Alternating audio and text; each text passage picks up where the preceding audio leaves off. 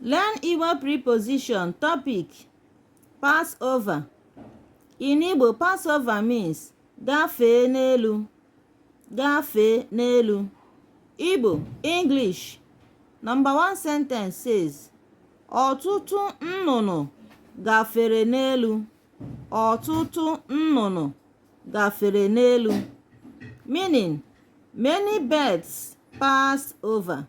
Many birds passed over. Another one says, ego gafere n'elu akwa mmiri. Ego gafere n'elu akwa mmiri. Meaning, ego passed over the bridge. Ị chọrọ ịgafe n'elu m.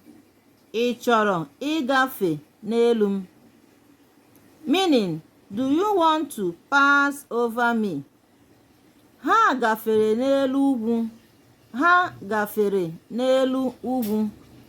They passed over the mountain.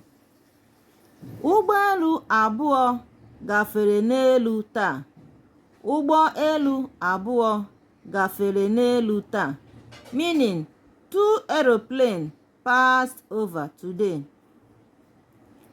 Ụgbọ mmiri gafere n'elu mmiri ụnyaahụ. Ụgbọ mmiri gafere n'elu mmiri ụnyaahụ. Meaning, ship passed over the sea yesterday. Like and share our videos. Subscribe to our channel. Follow us for more. Bye.